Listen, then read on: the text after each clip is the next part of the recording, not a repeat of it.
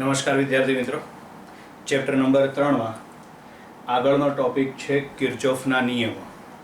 બહુ જ important topic છે આ ચેપ્ટર નંબર 3નો. આ નિયમો પણ પરીક્ષામાં પૂછી શકાય અને એના ઉપર આધારિત ઘણા બધા દાખલાઓ આપણે ભણવાના છે.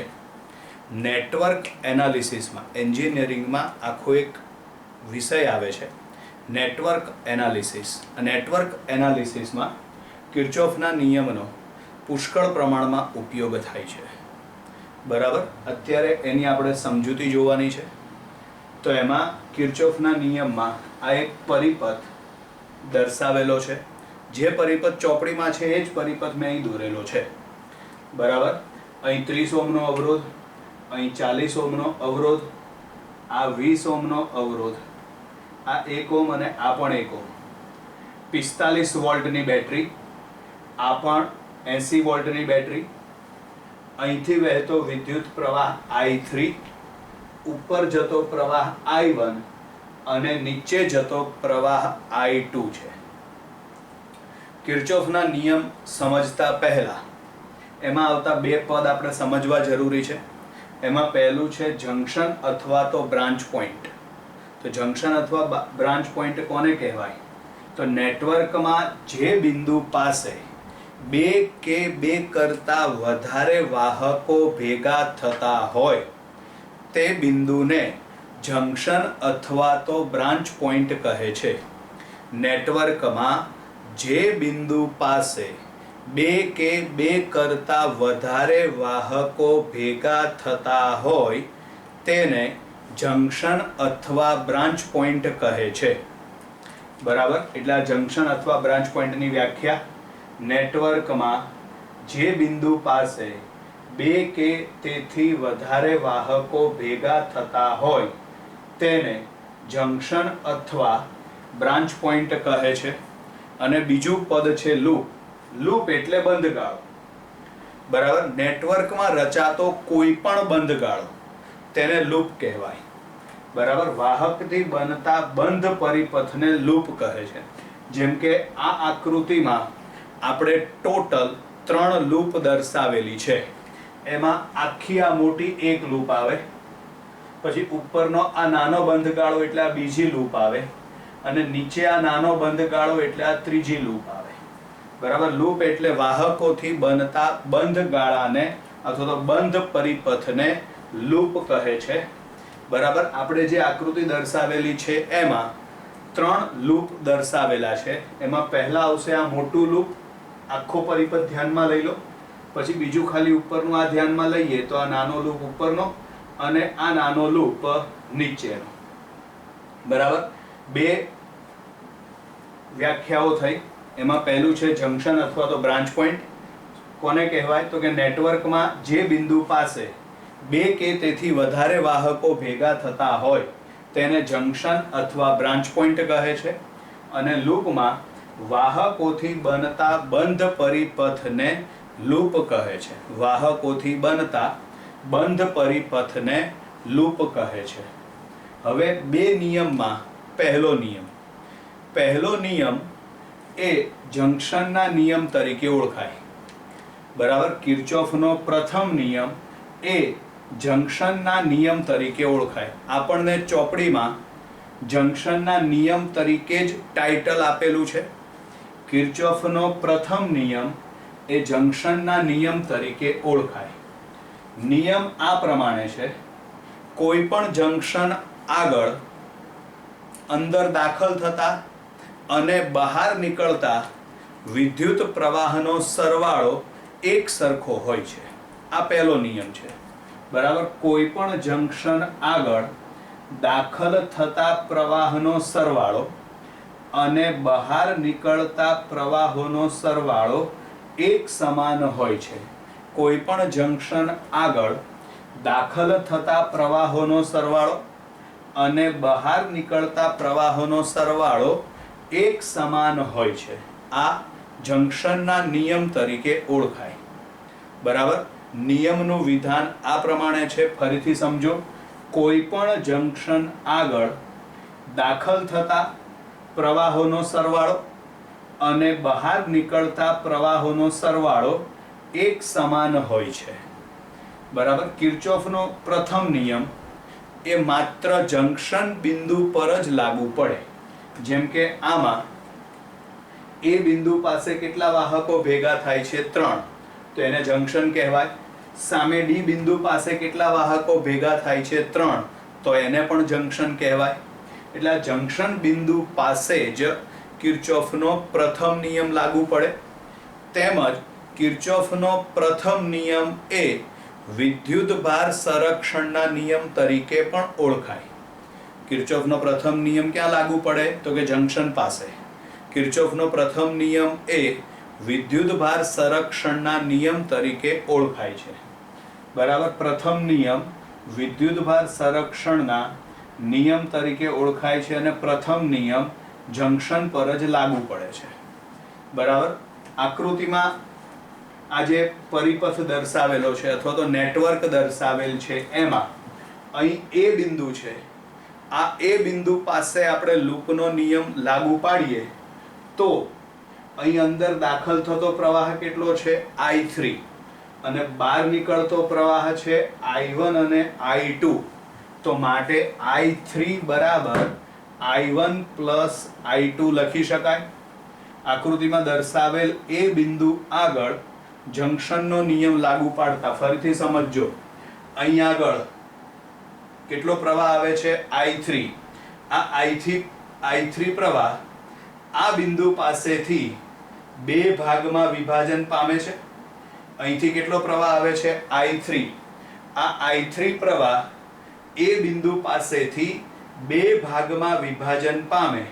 તો માટે I3 બરાબર I1 પ્લસ I2 લખી શકાય. લખેલું જ છે અહીં આગળ. I3 બરાબર I1 પ્લસ I2. ક્લિયર? સમજવા માટે આપણે એક બીજું ઉદાહરણ લીધેલું છે. બરાબર. એમાં O એ જંકશન છે. જંકશન આગળ 5 વાહક ભેગા થાય છે. બરાબર. 1 2 3 4 અને 5. 5 વાહક ભેગા થાય છે. એમાંથી દરેકમાંથી વહેતો પ્રવાહ આકૃતિમાં દર્શાવેલો છે. આમાંથી વહેતો પ્રવાહ I1, આમાંથી વહેતો પ્રવાહ I2, આમાંથી વહેતો પ્રવાહ I3, આમાંથી વહેતો પ્રવાહ I4 અને આમાંથી વહેતો પ્રવાહ I5. નિયમ પ્રમાણે દાખલ થતો પ્રવાહ કયો આવે? જંકશન O પાસે દાખલ થતો પ્રવાહ કયો આવે? તો આવે I1, I3 અને I5. એનો સરવાળો કરો એટલે I1 plus I3 plus I5 બરાબર દૂર જતા પ્રવાહોનો સરવાળો કરો. તો દૂર જતા પ્રવાહમાં 2 I2 અને I4 એટલે બરાબર I2 પ્લસ I4. બરાબર. ક્લિયર? એટલે આ છે કિર્ચોફનો પ્રથમ નિયમ. બરાબર. ફરીથી એકવાર સમજી લઈએ. કિર્ચોફનો પ્રથમ નિયમ અથવા તો એને શું કહેવાય છે? જંકશનનો નિયમ. નિયમનું વિધાન આ પ્રમાણે છે. કોઈ પણ જંકશન આગળ દાખલ થતા પ્રવાહનો સરવાળો અને બહાર નીકળતા પ્રવાહનો સરવાળો એક સમાન હોય છે. કિર્ચોફનો પ્રથમ નિયમ એ માત્ર જંકશન પર જ લાગુ પડે છે. કિર્ચોફનો પ્રથમ નિયમ વિદ્યુતભાર સંરક્ષણના નિયમ તરીકે ઓળખાય છે. બરાબર. આકૃતિમાં દર્શાવેલું આ જે એ બિંદુ છે, આ એ બિંદુ પાસે 3 વાહક ભેગા થાય છે. પરિણામે એ બિંદુને જંકશન કહેવાશે. જેમાં દાખલ થતો પ્રવાહ છે I3. આ પ્રવાહ I3 બે ભાગમાં વિભાજન પામે છે I1 અને I2. તો માટે I3 બરાબર I1 પ્લસ I2. આ પ્રથમ નિયમને સમજવા માટે આપણે બીજું એક ઉદાહરણ લઈએ. આકૃતિમાં દર્શાવ્યા મુજબ O બિંદુ પાસે 5 વાહકો ભેગા થાય છે. દરેકમાંથી વહેતો પ્રવાહ અનુક્રમે I1, I2, I3, I4 અને I5 છે. જેમાં જંકશન આગળ ભેગા થતા પ્રવાહ છે I1, I3 અને I5. એનો સરવાળો કરી નાખો એટલે કે I1 plus I3 plus I5 જંક્શનથી દૂર જતા પ્રવાહો એનો સરવાળો કરો એટલે I2 અને I4 એટલે I2 પ્લસ I4 નિયમ પ્રમાણે આ બંને સરખા. ક્લિયર? હવે આગળ છે કિર્ચોફનો બીજો નિયમ, જે લૂપના નિયમ તરીકે પણ ઓળખાય. ચોપડીમાં ટાઇટલ લૂપનો નિયમ એવું જ આપેલું છે. કિર્ચોફનો બીજો નિયમ એ લૂપના નિયમ તરીકે પણ ઓળખાય છે. આ નિયમ ધ્યાનથી સમજજો. બરાબર? નિયમનું વિધાન આ પ્રમાણે છે: અવરોધો અને વિદ્યુત કોષો ધરાવતા કોઈ પણ બંધ ગાળામાં સ્થિતિમાનના ફેરફારનો બેઝિક સરવાળો શૂન્ય હોય છે. અવરોધો અને વિદ્યુત કોષ ધરાવતા કોઈ પણ બંધ ગાળામાં સ્થિતિમાનના ફેરફારનો બેઝિક સરવાળો શૂન્ય હોય છે. કયો પરિપથ લેવાનો? અવરોધ અને વિદ્યુત કોષ ધરાવતા કોઈ પણ બંધ પરિપથમાં વિદ્યુત સ્થિતિમાનના ફેરફારનો બેઝિક સરવાળો શૂન્ય હોય છે, જેને લૂપનો નિયમ અથવા તો કિર્ચોફનો બીજો નિયમ કહે છે. કિર્ચોફનો બીજો નિયમ એ માત્ર લૂપ પર જ લાગુ પડે. કિર્ચોફનો બીજો નિયમ એ માત્ર લૂપ પર જ લાગુ પડે. આ ઉપરાંત કિર્ચોફનો બીજો નિયમ એ ઉર્જા સંરક્ષણના નિયમ તરીકે પણ ઓળખાય. કિર્ચોફનો બીજો નિયમ એ માત્ર લૂપ પર જ લાગુ પડે છે. કિર્ચોફનો બીજો નિયમ એ ઉર્જા સંરક્ષણના નિયમ તરીકે ઓળખાય છે. બરાબર? જ્યારે તમે બીજો નિયમ લાગુ પાડો ત્યારે વિદ્યુત સ્થિતિમાનમાં થતો ફેરફાર માપતો જવાનો. જો વિદ્યુત સ્થિતિમાનમાં વધારો થતો હોય તો પ્લસ નિશાની આવે, અને વિદ્યુત સ્થિતિમાનમાં ઘટાડો થતો હોય તો માઇનસ નિશાની આવે. વિદ્યુત સ્થિતિમાનમાં વધારો થતો હોય તો પ્લસ નિશાની આવે, અને વિદ્યુત સ્થિતિમાનમાં ઘટાડો થતો હોય તો માઇનસ નિશાની આવે. બરાબર? હવે આપણને કેમ ખબર પડે કે સ્થિતિમાનમાં વધારો થાય છે કે ઘટાડો? તો એના માટે આપણે આગળ ભણી ગયા છીએ કે વિદ્યુત પ્રવાહનું વહન હંમેશા કઈ બાજુથી કઈ બાજુ થાય? તો વિદ્યુત પ્રવાહનું વહન હંમેશા વધુ સ્થિતિમાનથી ઓછા સ્થિતિમાન તરફ થાય. આ યાદ રાખવાનું. વિદ્યુત પ્રવાહનું વહન હંમેશા વધુ સ્થિતિમાનથી ઓછા સ્થિતિમાન તરફ થાય. બરાબર? બાકી આગળ આ શોર્ટકટ શીખવાડું છું હું તમને કઈ રીતે આવે. ચલો પહેલા આપણે જોઈએ શું છે. AHDCBA બંધ પરિપથ પર લૂપનો નિયમ લાગુ પાડતા. ચલો પહેલા એ લૂપ ગોતી કાઢો. તો અહીંયા આગળ લૂપ છે AHD, પછી C, B અને A, એટલે કે ઉપરનું આ લૂપ છે ને, ત્યાં તમે કિર્ચોફનો બીજો નિયમ એટલે કે લૂપનો નિયમ લાગુ પાડો. બરાબર? તો પહેલા A થી H. બરાબર? કયો છે લૂપ? AHDCBA. તો એમાં સૌથી પહેલા AH. બરાબર? હવે કીધું એ પ્રમાણે પ્રવાહનું વહન કઈ બાજુથી કઈ બાજુ થાય? તો કે વધુ સ્થિતિમાનથી ઓછા સ્થિતિમાન તરફ. તો પ્રવાહ વહે છે A થી H. સમજજો ધ્યાનથી. પ્રવાહ વહે છે A થી H, એટલે કે A પાસે સ્થિતિમાન વધારે છે અને H પાસે સ્થિતિમાન ઓછું છે. બરાબર? તો હવે આપણે કઈ બાજુ ગતિ કરીએ છીએ? આપણી મુસાફરી કઈ બાજુ છે?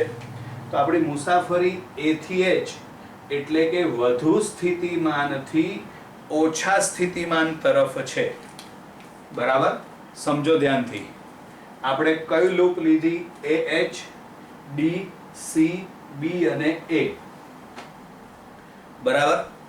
તો હવે એમાં પહેલા A થી H, એમાં અવરોધ આવ્યો 30 ઓહ્મનો. બરાબર? હવે પ્લસ માઇનસ નિશાની નક્કી કરવાની. તો A પાસેથી પ્રવાહ H બાજુ વહે છે, એટલે કે A પાસે સ્થિતિમાન વધારે છે અને H પાસે સ્થિતિમાન ઓછું છે, બરાબર. તો આપણે વધુ સ્થિતિમાનથી ઓછા સ્થિતિમાન તરફ જઈએ છીએ. આપણે વધુ સ્થિતિમાનથી ઓછા સ્થિતિમાન તરફ જઈએ એટલે માઇનસ નિશાની આવશે. તો જો અહીંયા આગળ છે -30I1. આપણે માપવાનું છે શું? વિદ્યુત સ્થિતિમાન એટલે કે વોલ્ટેજ V માપવાનું છે. તો V બરાબર IR સૂત્ર લાગુ પાડો. I એટલે એમાંથી વહેતો પ્રવાહ, R એટલે એનો અવરોધ છે 30, બરાબર. પછી તમે અહીંથી આગળ આવો, ક્યાં પહોંચી ગયા? D પાસે. કારણ કે વચ્ચે H થી D વચ્ચે પરિપથમાં કોઈ ઘટક આપેલો નથી એટલે એ ગણવાનો નહીં. હવે આગળ આવશે D થી C, જેમાં બેટરી છે. બેટરી માટે યાદ રાખવાનું, આપણે અહીંયા આગળ D થી C એટલે મુસાફરીમાં નેગેટિવથી કઈ બાજુ જઈએ છીએ? પોઝિટિવ. તો આપણે ઓછા સ્થિતિમાનથી વધુ સ્થિતિમાન તરફ ગયા એટલે સ્થિતિમાનમાં વધારો થયો એટલે પ્લસ આવે 45, એટલે અહીંયા આગળ આવશે +45, બરાબર. પછી આગળ હવે B થી C. તો B થી C માં પણ પ્રવાહનું વહન કઈ બાજુ થશે વિચારો? તો પ્રવાહનું વહન થશે B થી C. આ બાજુ પ્રવાહ વહે છે ને, એટલે પ્રવાહનું વહન થશે B થી C. આપણી મુસાફરી પણ B થી C, એટલે કે વધુ સ્થિતિમાનથી ઓછા સ્થિતિમાન તરફ, એટલે કે સ્થિતિમાનમાં ઘટાડો થયો એટલે માઇનસ નિશાની આવે એટલે આ થશે -I3, બરાબર. પછી આગળ આવશે B થી A. આગળ આવશે B થી A. ક્લિયર? તો એમાં પણ વિદ્યુત પ્રવાહ B થી A તરફ જ વહે છે, બરાબર. એટલે કે આપણે વધુ સ્થિતિમાનથી કઈ બાજુ જઈશું? ઓછા સ્થિતિમાન તરફ, એટલે કે સ્થિતિમાનમાં ઘટાડો